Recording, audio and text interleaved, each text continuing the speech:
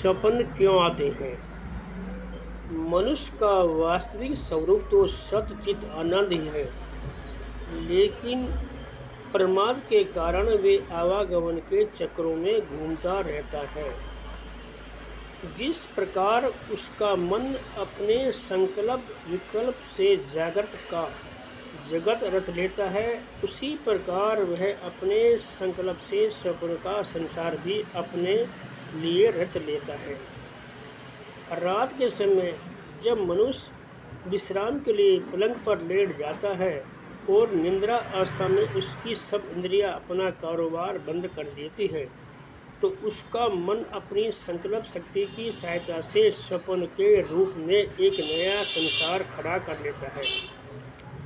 शास्त्रों में लिखा है कि मन भी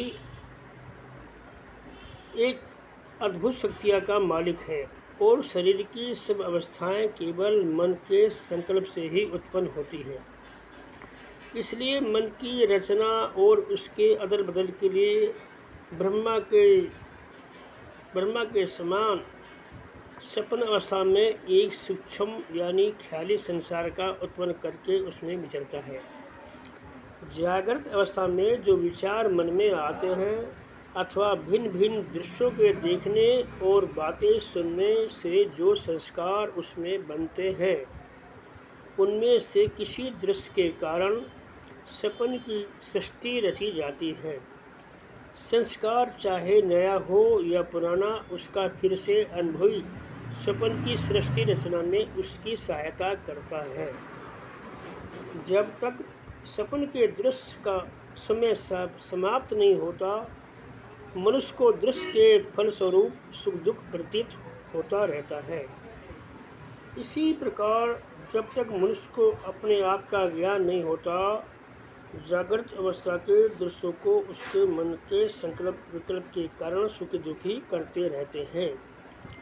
रस्सी में सांप का धोखा उस समय दूर नहीं होता जब तक मन में यह बात अच्छी तरह न बैठ जाए कि केवल इससे ही विद्वान है, सांप कहीं नहीं है। मनुष्य को भ्रांति मात्र संसार इसके नाशवान पदार्थ खूब धोखा देते ही रहेंगे। जिस प्रकार सपन टूटने पर सपन का संसार समाप्त हो जाता है और मनुष्य गहरी निद्रा के आनंद का अनुभव करता है, इसी प्रकार जब मनुष्य को ज्ञान हो जाता है तो उसके सुख दुख रोग समाप्त हो जाते हैं।